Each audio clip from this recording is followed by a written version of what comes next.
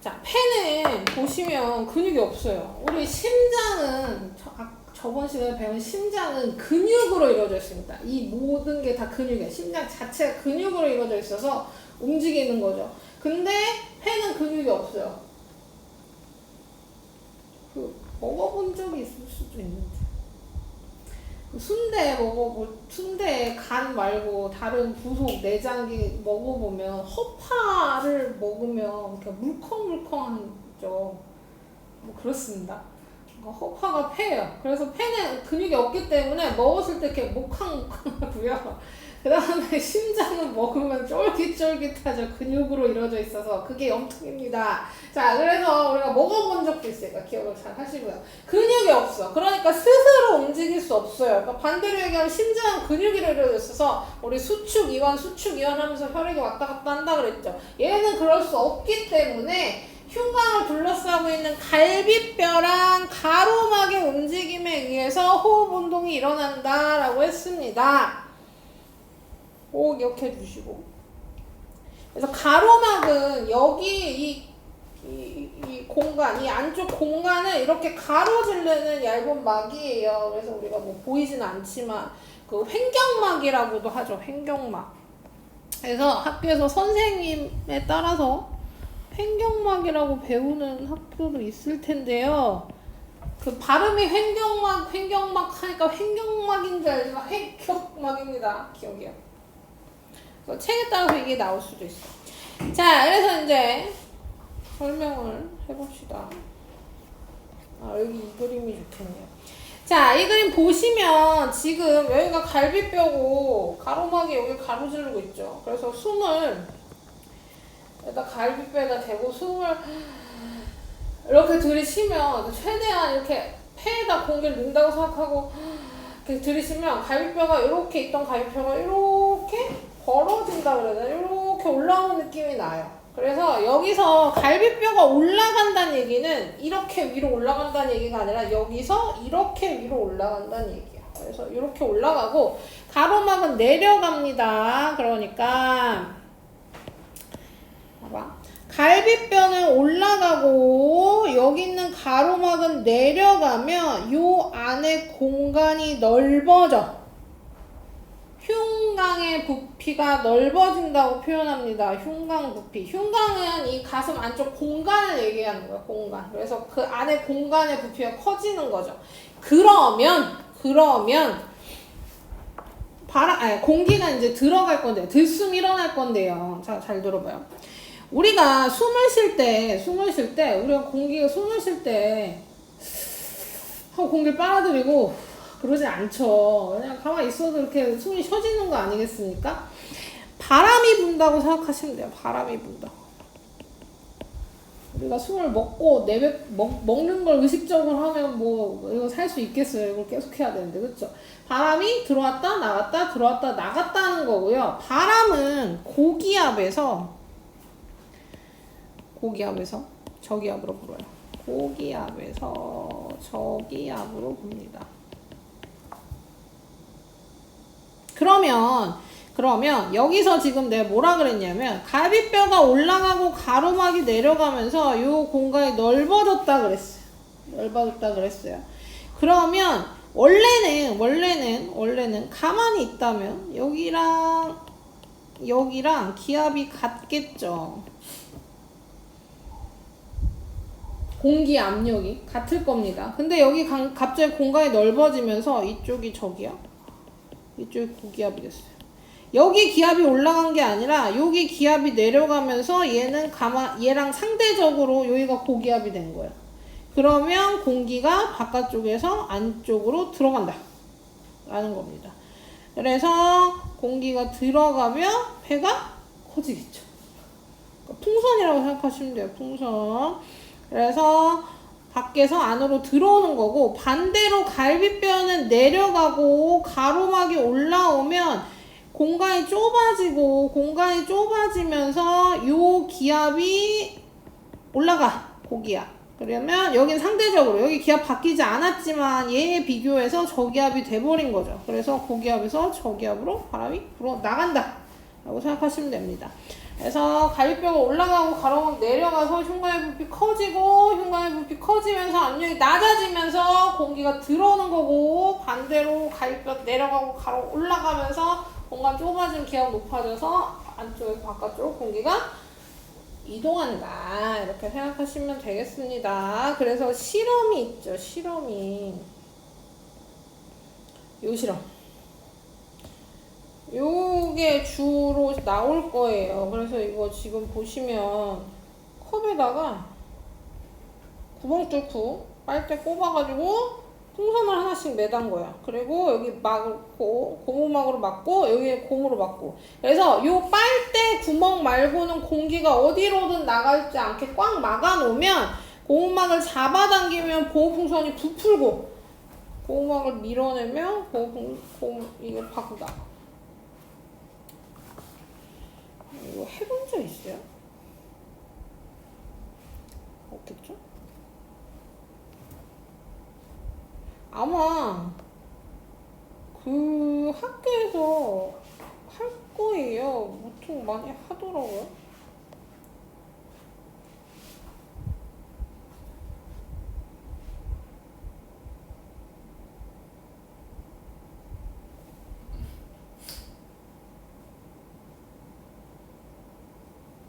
Are you tired of your drawings never looking like you want them to?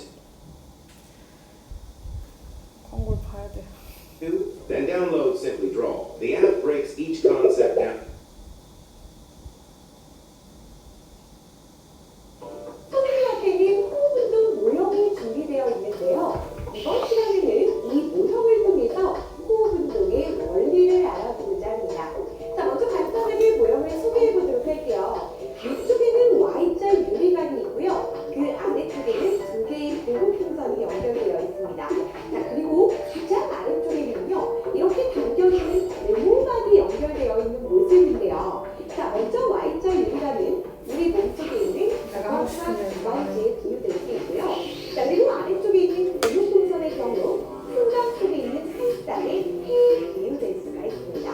자, 그리고 지금 아래쪽에 있는 고무막은요, 바로 가로막의 비유가 될 수 있는데요. 자, 이 모형에서는요, 갈비뼈는 나타나지 않습니다. 자, 그러면 이 병을 갈비뼈로 나타내진 않아요. 왜 안 움직이니까 원래 갈비뼈. 바로 흉곽에 비유할 수가 있습니다. 자, 그럼 우리는 이 모형을 이용해서요, 들숨과 날숨의 호흡 운동의 원리를 한번 알아보도록 할게요. 자, 선생님이 지금부터 고무막을 당겼다가 밀어 올릴 텐데요. 이때 고무 풍선의 변화를 잘 살펴보셔야 됩니다. 자, 고무막을 잡아 당겼고요. 밀어 올렸습니다. 당기고 밀어 올리고. 잘 보셨나요? 자, 이렇게 고무막을 잡아당기게 되면 병 내부의 부피가 커지게 되면서 압력은 감소할 텐데요. 자, 동그란 고무풍선의 부피가 커지고 압력이 감소하니 압력이 상대적으로 높은 바깥쪽의 공기가 풍선 내부로 들어오게 됩니다. 자, 이것을 우리는 들숨이라고 불러주는데요. 자, 반대로 당겼던 고무막을 밀어 올리게 되면 병 내부의 부피가 감소하면서 압력이 커지겠죠. 자, 이로써 풍선의 부피가 감소하고 압력이 커지니 안쪽에서 바깥쪽으로 공기가 빠져나가는 날숨에 비유된다라고 할 수가 있습니다. 네, 이렇게 고무 그래요. 자, 그래서 잘 안 아셨지만, 자, 어쨌든 그렇습니다. 실제로 실험하면 되게 잘 보여요. 요 줄어들고 부풀고가 되게 잘 보입니다. 그래서 원리는 다 똑같다는 거. 그래서 뭐 문제 풀 때 기억해야 될 거 아까도 얘기했지만 갈비뼈가 나타나진 않고요. 요거를 갈비뼈로 착각하는 사람들이 많은데 그걸 따로 하진 않고 그 공간을 흉곽으로 비교합니다. 그래서 요거 하시면 되고, 그래서 요거 들이쓰는 거 한 번만 더 설명하면, 갈비뼈 올라가고 가로막 내려가면 안쪽 흉곽의 부피 커지고 압력 낮아집니다. 그러면 그 폐 부피도 커지고 압력 낮아지고 밖에서 안쪽으로 고기압에서 저기압으로 바람 불어오는 거고, 날숨 숨 내쉴 때는 갈비뼈 내려가 가로 올라가면서 부피 작아지고 압력 높아지고 안쪽에 있는 공기가 바깥쪽으로 나간다. 이렇게 순서 기억하시면 되겠어요. 자, 그래서 그거 기억하시면 되고, 요거 보겠습니다. 기체교환의 원리. 우리 기체 교환할 건데요. 기체 교환할 건데 원리 여기 밑줄 칠게요. 기체 교환의 원리는 농도 차이에 의한 확산입니다. 이렇게 기억하시면 돼요. 농도 차이에 따른 확산. 우리 확산은 1학년 때 배웠죠. 확산 기억나요? 입자의 운동할 때 배웠죠. 확산과 증발 해가지고. 그래서 확산은 무조건 많은 쪽에서 적은 쪽으로 기체가 이동합니다. 확산의 대표적인 예가 그 향수 생각하시면 쉽죠. 내가 향수를 여기서 칙칙칙칙 뿌렸어. 그러면 나한테 뿌린 향수가 나한테만 냄새가 나는 게 아니라 향수 입자들이 움직일 때 많은 쪽에서 적은 쪽으로 움직이기 때문에 퍼져 나가고 시간이 지나면 너희들도 향수 냄새를 맡을 수 있는 것처럼 여기서도 똑같이 이동합니다. 자, 그러면 아까 그 그림을 옮기던지. 자, 이 그림을 다시 보면서 이거 보면서 설명을 할게요. 자, 지금 보시면 지금 여기서부터 할까요? 자, 여기 보시면 폐포랑 폐 모세혈관 사이에서 그 기체 교환이 일어날 거란 말이야. 그럼 당연히 우리가 지금 방금 순심대로 들어왔다 나갔다 하면서 폐포에 산소가 폐 모세혈관보다 많아요. 그래서 많은 쪽에서 적은 쪽으로 산소가 이동하고, 그 다음에 여기서 모세혈관에는 이산탄소가 많기 때문에 이산탄소가 이쪽으로 이동합니다. 그럼 산소가 많은 채로 이동할 거예요. 그것이 동맥혈이라고 그랬죠. 그래서 어디로 갈 거냐면 온몸으로 갈 겁니다. 온몸으로 갈 거예요. 온몸에 가면 온몸에서 산소를 여기가 산소가 많은 쪽에서 적은 쪽으로 이동하고, 조직세포에서는 이산탄소가 만들어진단 말이에요. 그래서 만들어진 이산탄소는 이쪽으로 들어오면 이산탄소 많은 채로 다시 폐로 가는 거죠. 폐로 가서 많은 이산탄소 주고 적은 산소 받아서 다시 돌아오고 이렇게 반복한다. 그래서 많은 쪽에서 적은 쪽으로 이동한다 라는 거고요. 그럼 왜 조직세포에 이산탄소가 생기는지도 지금 얘기를 해보겠습니다. 자, 여기 조직 세포에서 뭐 하냐면요. 지금 산소랑 영양소 줬잖아요. 그럼 영양소랑 산소 가지고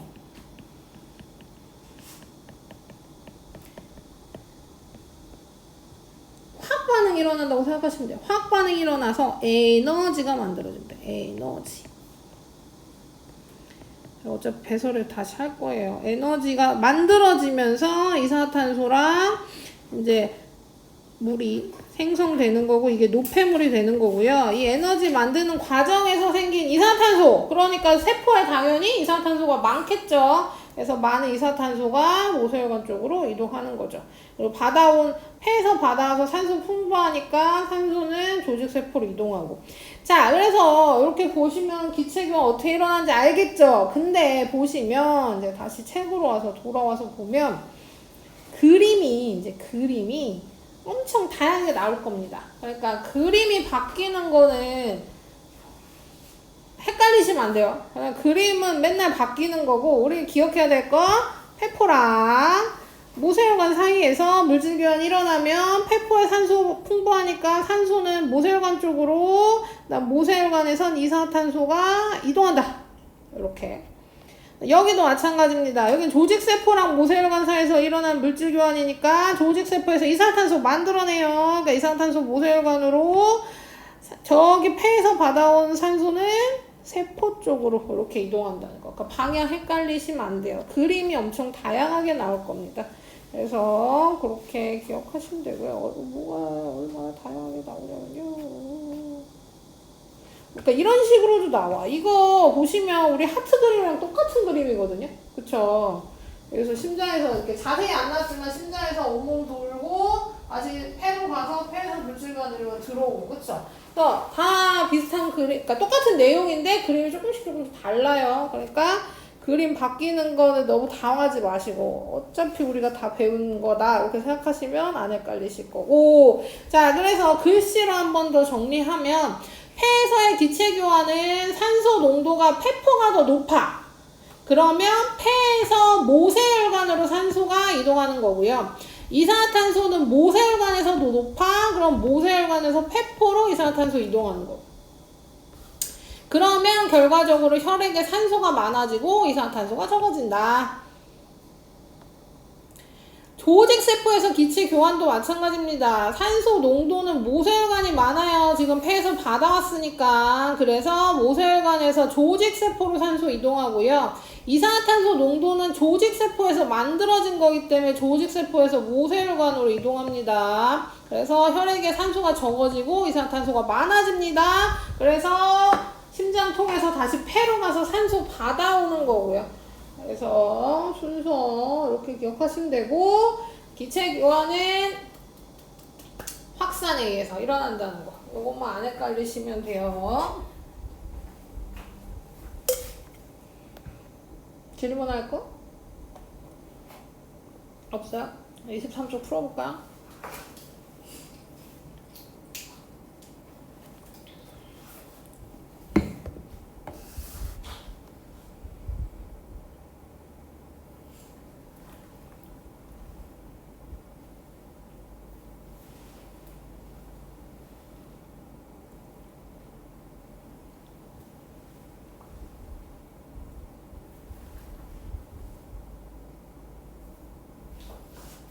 A를 코라고 적어야 돼요. 네, 코라고 적으시면 돼요.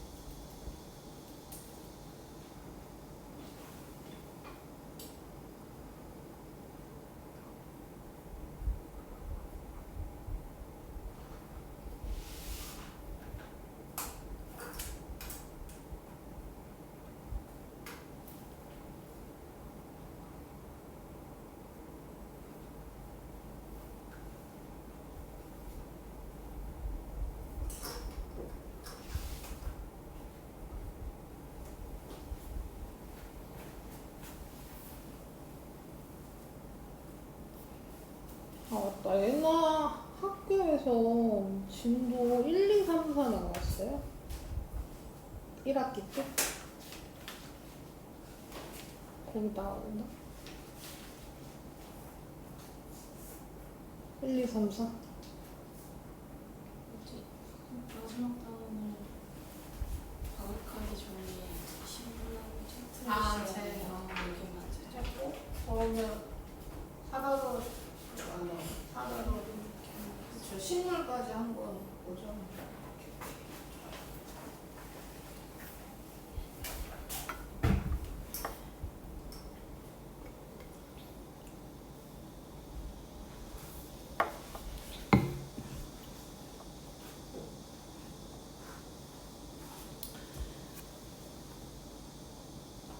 근데 동물과 에너지 단어는 암기할 게 좀 많아요. 세세하게. 이렇게 암기만 딱 해놓으시면 뭐 문제 풀거나 시험 볼 때 어려운 건 없죠. 라고 하지만 암기하는 게 힘들지.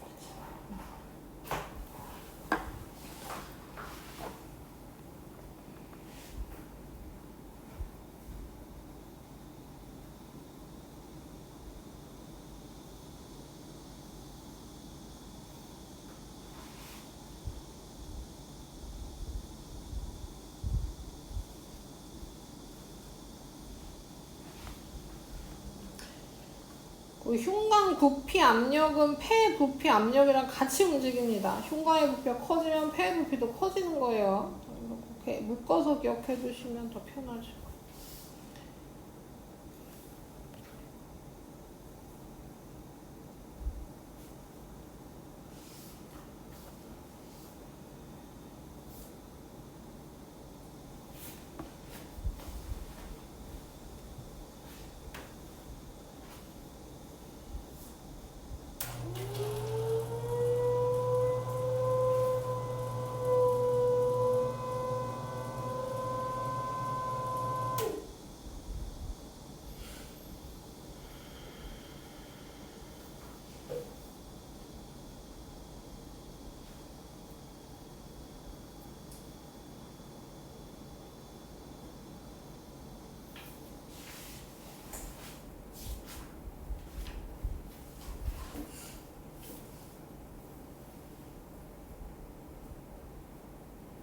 그리고 클리닉은 일요일날 오면 저기서 할, 저희가 몇 번이에요?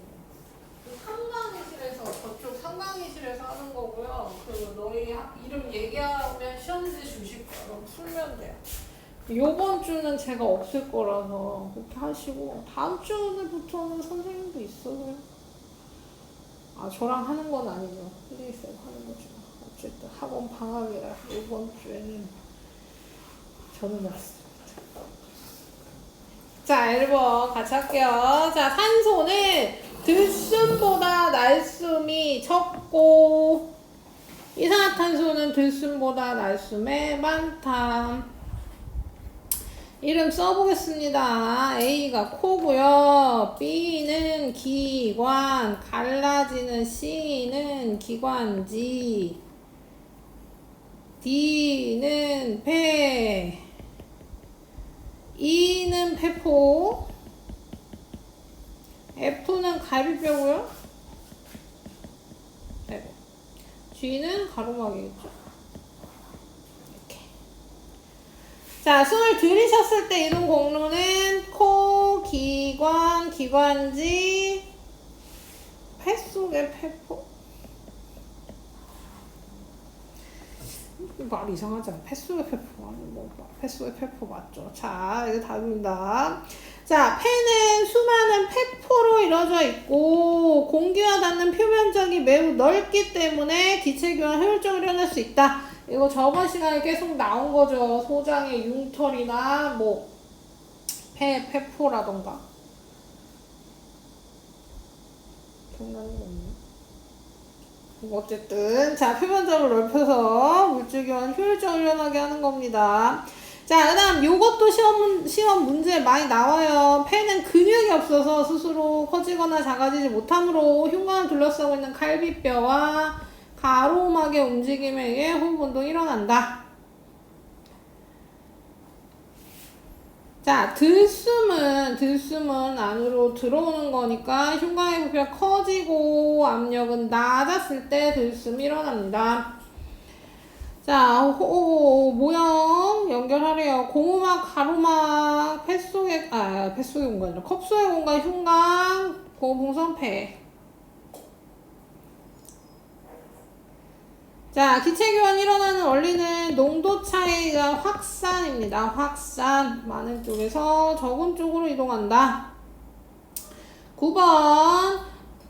이산탄소 농도는 모세혈관이 폐포보다 높고 조직세포가 모세혈관보다 높다. 자, 그 다음에 폐포에서 모세혈관에서 조직세포 방향, 조직세포한테 산소 주는 게 우리의 목표입니다. 그러니까 조직세포한테 산소를 주는 게 목적이고 그 산소 주면 에너지 만들어내는 게 우리 궁극적 목표라고 생각하시면 돼요. 에너지를 만들어내야 됩니다. 자, 그래서 호흡을 끝냈고요. 호흡이 제일 쉽죠. 자, 배설 보겠습니다. 28쪽.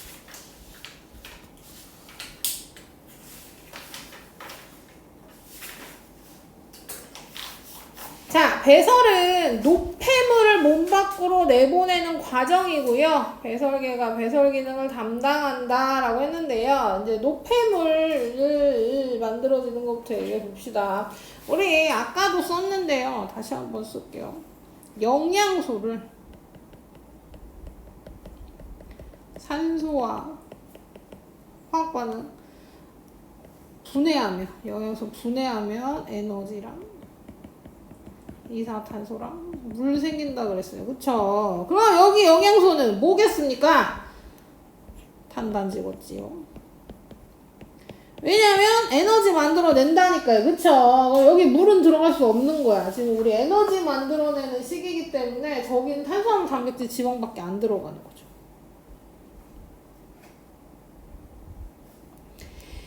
그리고 이 탄단지가 주로 뭘로 이루어져 있냐면요. 탄소, 수소, 산소로 이루어져 있어요. 주 원소가. 그래서 에너지 만들어내면 얘랑 얘가 노폐물로 나오는 겁니다. 그쵸? 얘랑 얘랑 결합해서 얘가 나오고 H랑 O랑 결합해서 물이 나오고.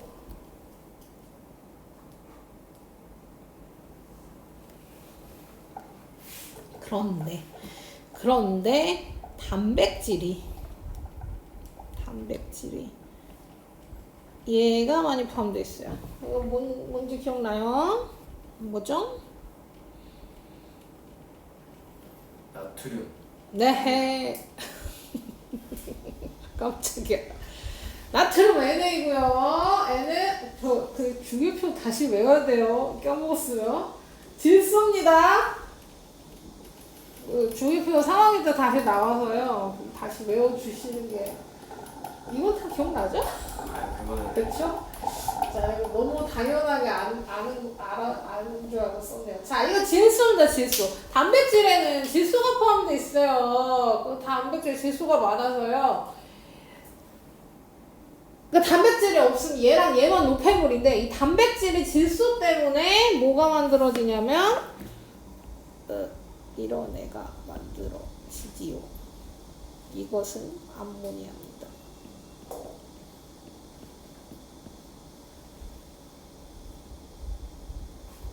NH3.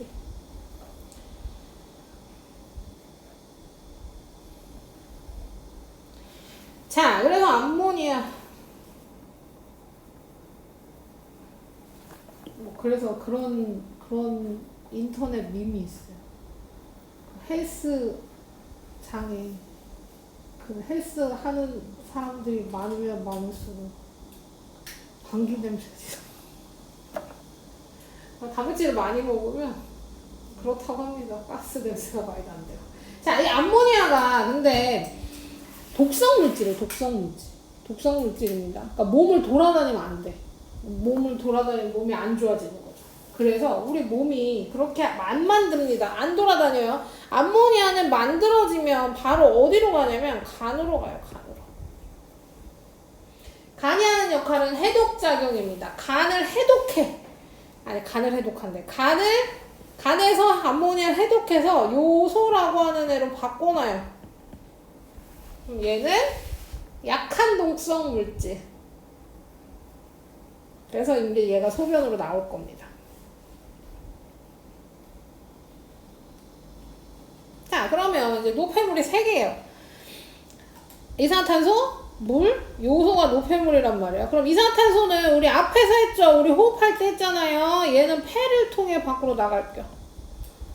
그렇죠. 우리 숨 쉬면서 아까 기체 그 확산에 의한 기체 교환으로 얘를 폐를 통해 내보냈어요. 물은 당연히 콩팥, 소변으로 나가겠지.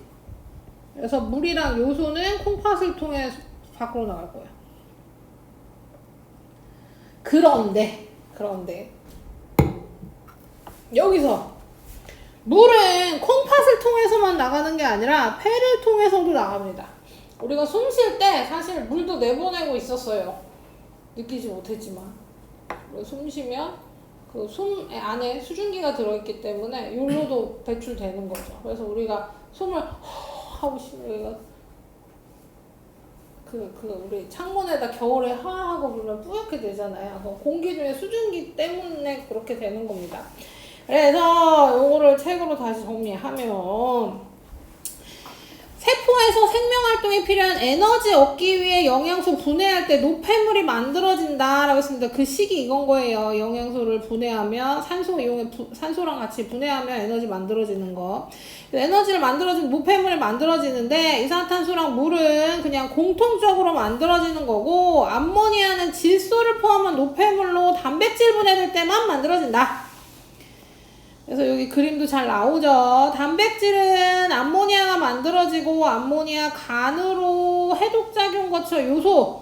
그래서 콩팥을 통해 우중으로 나가고 그 다음에 공통적인 이산화탄소랑 물은 폐를 통해 나가기도 하고 물은 콩팥을 통하기에 나가기도 하고 그래서 이렇게 몸 밖으로 내보낸다. 이것이 배설. 그래서 지난 시간에 얘기한 거 기억나는지 모르겠지만 우리가 똥도 그냥 똥을 배설로 생각하는 경우가 있는데요. 우리 배설은 똥이 포함되어 있지 않습니다. 똥은 소화하게 생기는 찌꺼기 이렇게 생각하시면 되고요. 자, 그래서 배설계 기관들을 보겠습니다. 배설 기관은 콩팥, 오줌과 방광, 요도. 콩팥은 콩이나 팥처럼 생겨서 콩팥이에요. 콩팥. 원래 신장이라고 했죠. 신장. 근데 이제 이게 한글로 변형해서 콩팥이 됐습니다. 여기 있어요, 여기. 여기에 더 가까워요. 그래서 이쯤 있을 거야. 허리 쪽에 요쯤에 있습니다. 두 개 있고요. 콩팥은 오줌을 만드는 기관이고, 오줌과는 방광으로 연결하는 관입니다. 그리고 방광은 그냥 모아두는 곳이에요. 모아두는 곳. 방광은 오줌을 모아두는 곳이고, 어느 정도 차면 뇌한테 신호 보내면 우리가 화장실에 가고 싶어 하게 하는 거. 하지만 엄청 중요하죠. 방광 중요합니다. 방광이 만약에 고장났어. 방광 기능 못해? 그러면 계속 나와. 계속 새는 거야. 그래서 주머니를 차고 다녀. 자, 그렇습니다. 요도는 우리 몸 밖으로 나오는 관. 그래서 오줌관이랑 요도랑 헷갈리시면 안 돼요. 오줌관은 방광으로 이루어지는 관이고요. 요도는 몸 밖으로 내보내는 관입니다. 자, 그래서 이제 더 자세히 콩팥의 구조를 보면요. 콩팥은 바깥쪽에 있는 겉질, 안쪽에 있는 속질, 그 다음에 그 더 가운데 있는 콩팥 깔때기 이 세 부분으로 분류할 거예요. 겉부분, 안부분, 그 다음 가운데 부분 이렇게 라고 생각하시면 돼요. 아니, 나 그림 또 없어졌네. 자, 그래서 이상하네요. 자, 어쨌든 이거 어떻게 설명하냐. 자, 그래서 보시면 얘도 똑같아요. 얘도 똑같아요. 뭐가 똑같냐면 우리 아까가 아니라 그 심장 그림 보시면 심장에서 온몸을 돌 때 동맥을 통해 나갔잖아요. 그쵸? 그래서 대동맥을 통해 온몸의 모세혈관으로 돌았죠. 얘도 똑같습니다. 심장에서 콩팥 동맥을 통해 콩팥으로 올 거예요. 왜냐면 지금 이 아까 생긴 노폐물들이 혈액에 있는 거잖아요. 그쵸? 우리 아까 이렇게 돌면서, 아까 거기서 돌면서 이산화탄을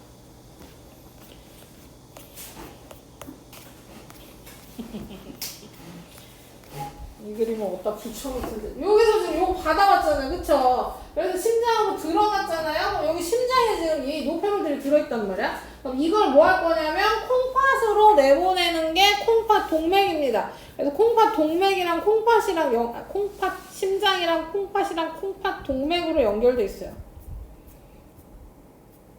그래서 콩팥 동맥으로 들어와. 그러면 이제 요 겉질 속질을 통해서 오줌이 만들어지고 그럼 콩팥 정맥으로 다시 나가서 심장으로 다시 갈 겁니다.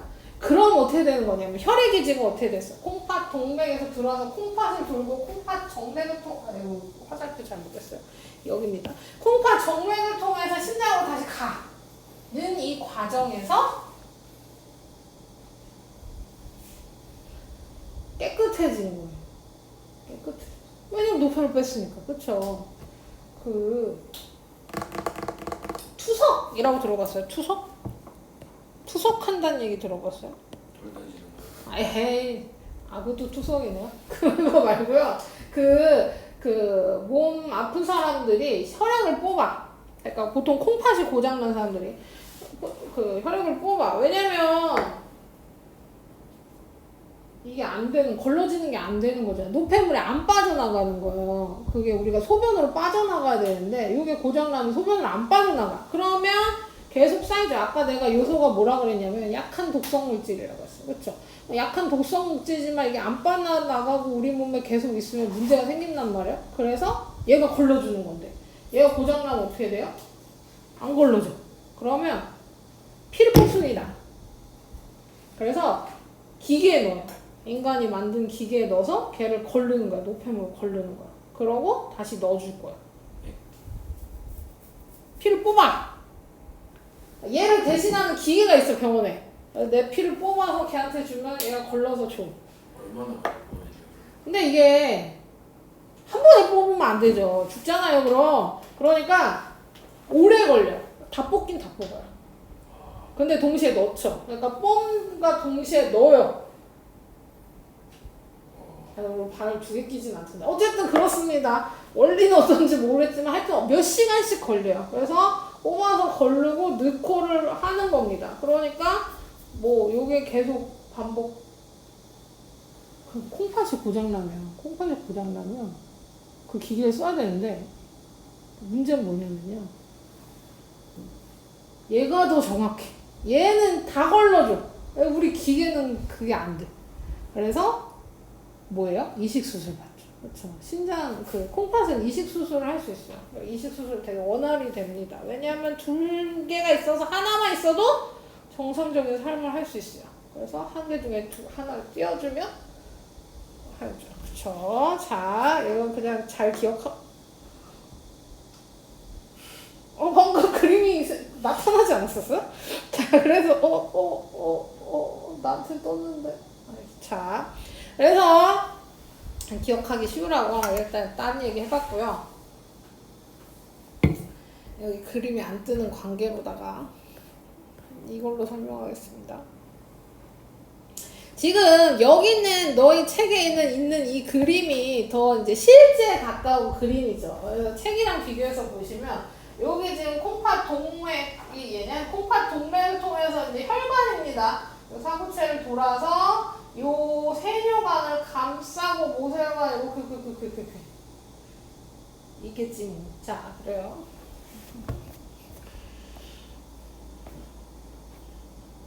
네, 그래 여기 이 그림.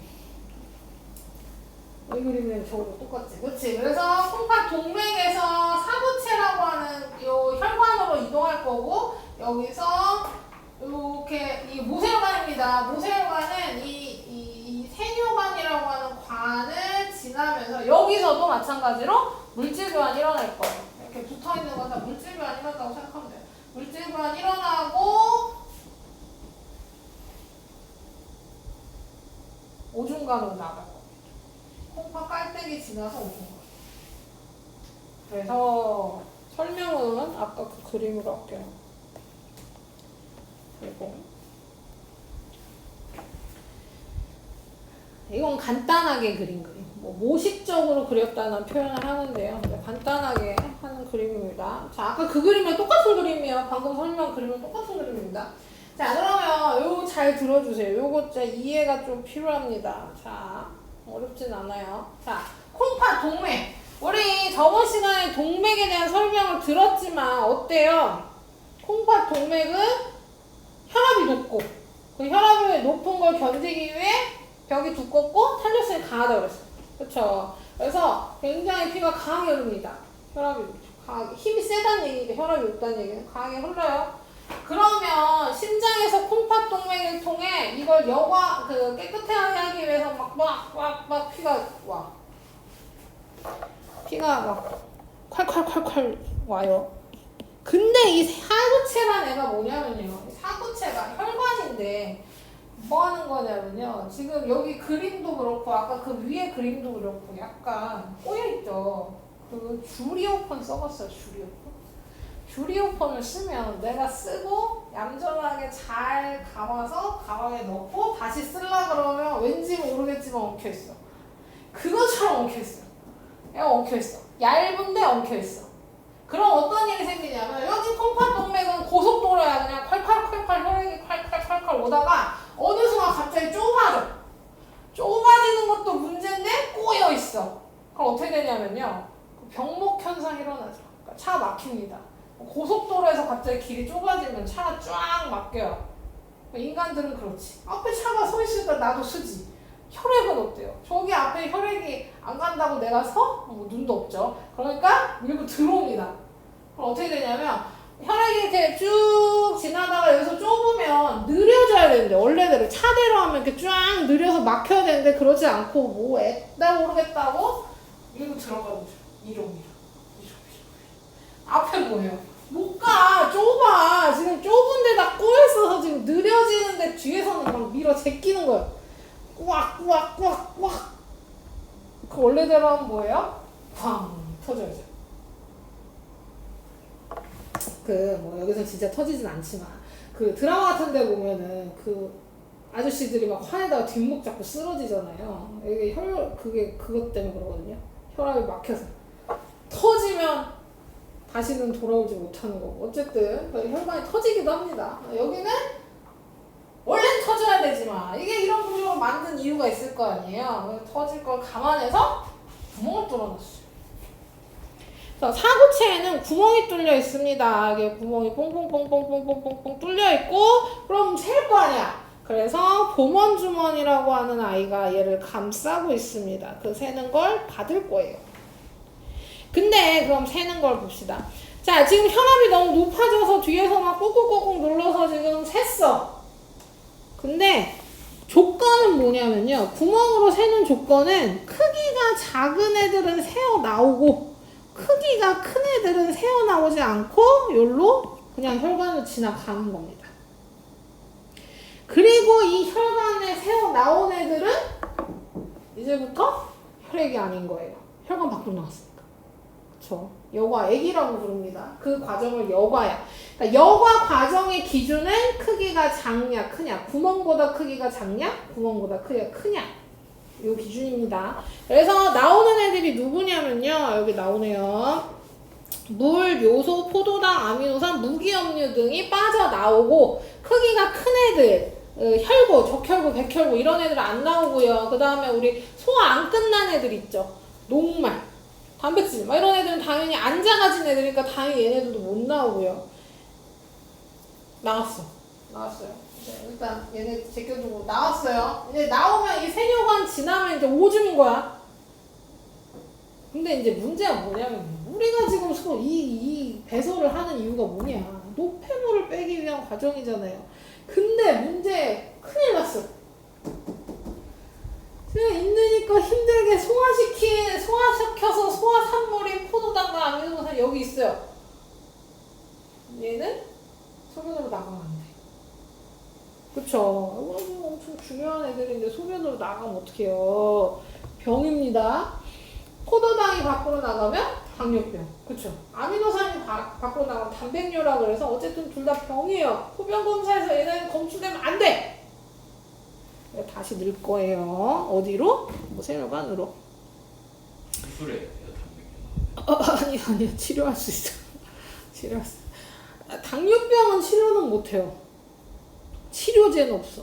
단백뇨는 그 피곤해도 나오고 고기를 너무 과다하게 먹어도 그냥 일시적으로 나오기도 한다고 해요.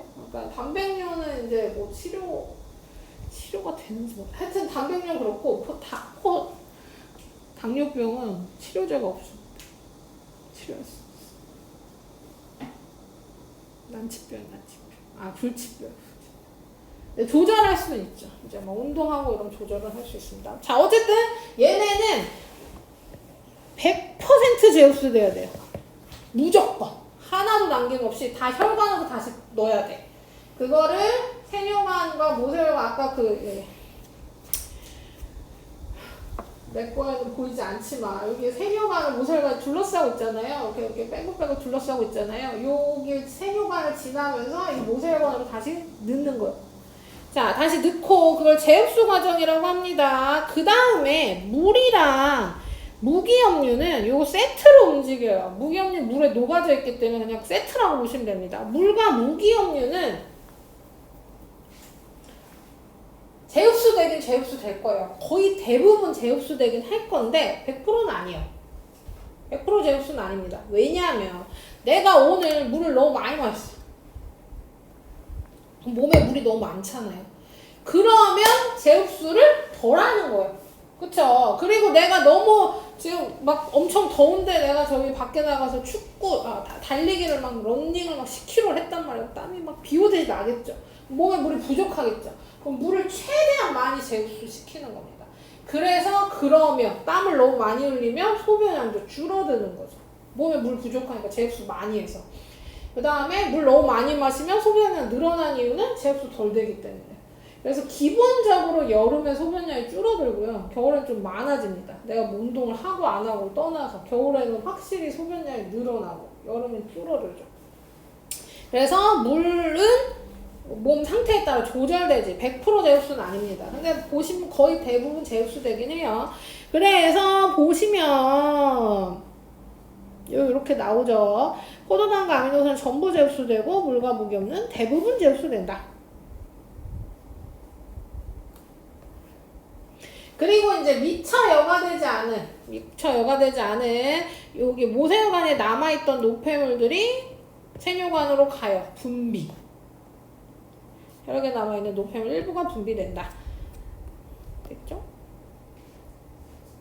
그러고 나면 콩팥 깔때기에 모여서 오줌관으로 이동하는 겁니다. 그럼 이제 소변이 되는 거죠. 자, 여기서 기억해야 될 게 뭐냐면요. 시험에 많이 나오는데요. 요소가, 그럼 지금 요소만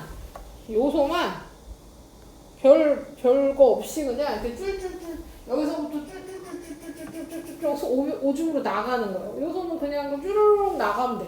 근데 지금 뭐 했어요? 물도 제흡수되고 얘 100% 제흡수되면서 농도가 확 높아졌. 그러니까 물이 줄어들었죠.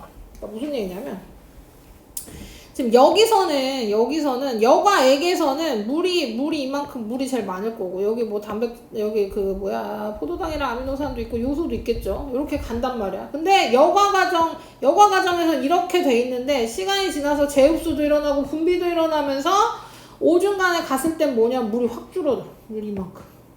왜냐 아까 얘기했듯이 대부분 제흡수니까. 그럼 요소가 이만큼. 으로 늘어나는 게 아니라 요소의 양이 늘어나는 게 아니라 물이 줄어들면서 요소의 농도가 그러니까 전체 농도가 증가한다. 무슨 얘기인지 알겠죠? 농도 증가합니다. 요소가 여기서는 농도가 퍼센트가 낮다가 시간이 지나면서 오줌에 가까울수록 요소의 농도가 늘어나는 거예요. 물이 제흡수가 많이 되기 때문에. 이렇게 요거 시험에 잘 나오니까 기억해 주시고.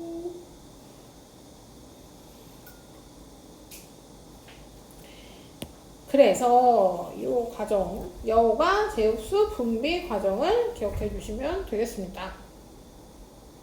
얘도 똑같아요. 그림이 이게 제일 많이 나오긴 하지만 이 그림으로 나올 수도 있고, 그렇죠? 그 다음에 뭐 다른 그림으로 나올 수도 있어요. 그래서 그림이랑 관계없이 그 순서 잘 기억해 주시고요. 사구체 보먼주머니 사이에서 여과 크기 작은 애들 여과되고 크기 큰 애들은 여과 안 되고 그 다음 제흡수는 세뇨관에서 모세혈관으로 혈관으로 다시 들어가는 애예요. 그러니까 몸으로 밀어 넣는 애니까 우리 몸에 필요한 애를 넣는 거죠. 그래서 포도당과 아미노산은 100% 제흡수되고 물과 목이 없는 일부 제흡수되고 분비는 미처 여과되지 않은 혈관에서 세뇨관으로 그러니까 오줌으로 나오는 애들이 분비입니다. 이렇게 돼서 콩팥 깔때기를 통해 밖으로 나온다. 여기서 이제 오줌이 만들어진 거잖아요. 그래서 이거를 뭐라 그러냐면 여기 나오죠. 네프론이라고 할 건데요. 사구체 보먼주머니 세뇨관 이렇게 세 개를 묶어서 네프론이라고 하는 오줌을 만드는 단위라고 이름을 붙였습니다. 그래서 얘네가 제일 오줌을 만드는 중요 단위다. 이렇게 생각하시면 됩니다. 이름이 네프론. 네프론은 오줌을 만드는 단위고 사구체 보먼주머니 세뇨관으로 구성되어 있다. 그러고 나면 아까 그 이 무세혈관에 콩팥 정맥으로 연결돼 있어서 다시 심장으로 가는 거예요. 지금 이제 노폐물 제거된 깨끗한 상태로 다시 가는 거고 여기는 오줌 이제 방광으로 모이는 거 이렇게 되는 겁니다. 나뉘어지는 거죠. 됐어요? 오케이. 여기 나오네요. 자, 아까 내가 설명한 그겁니다. 단위가 퍼센트라는 거 꼭 기억하시고요. 그래서 혈액에는 단백질, 포도당, 요소가 이 정도 있었는데 여과액엔 단백질이 0이죠. 왜냐면 단백질 크기 커서 여과되지 않으니까. 그래서 포도당과 요소가 요 퍼센트인데 오줌이 되고 나면 포도당은 다시 100% 제흡수되니까 얘도 0으로 바뀌었고 요소의 농도가 늘었죠. 요소의 농도가 는 건 양이 는 게 아니라는 겁니다. 양이 는 게 아니라 물이 제흡수되면서 농도가 높아졌다. 이렇게 기억하시면 되겠습니다. 요게 시험에 잘 나오는 거고 그래서 경로 얘기하면 콩팥 동맥에서 사구체 보먼주머니 세뇨관 요게 여과 과정이라 그랬죠. 여기서 여과 그래서 보먼주머니에서 세뇨관 세뇨관에서 제흡수랑 분비 일어나고 콩팥 깔때기에서 모여서 오중간 방광으로 그 다음 요도 몸 밖으로 내보내진다. 이게 경로.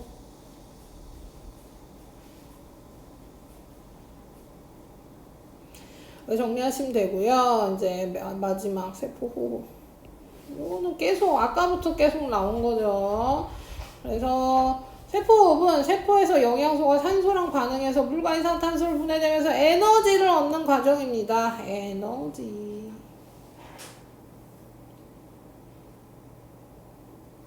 그러니까 숨 쉬는 게 아니라 우리 에너지를 얻는 과정이 세포호흡이다.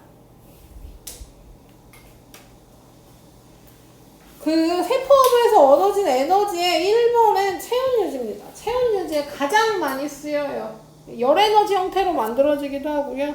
체온 유지할 때 가장 많이 쓰이고요. 그 다음에 뭐 모든 활동, 내가 하고 있는 모든 활동에 쓰입니다. 두뇌 활동, 소리내기, 근육운동, 생장, 성장 뭐 이런 거 모두 쓰이게 되는 거죠.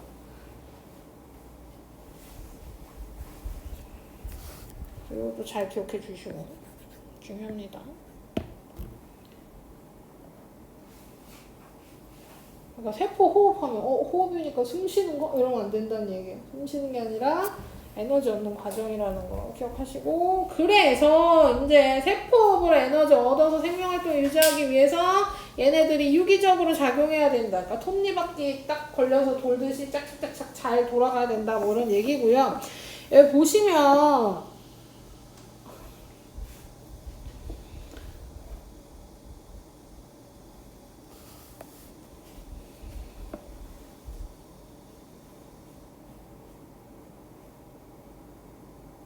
그림이 좀 바뀌었네요. 자, 어쨌든 여기 이 조직세포에서 뭐 해야 돼요? 지금 에너지 여기서 세포호흡 해야 되잖아요.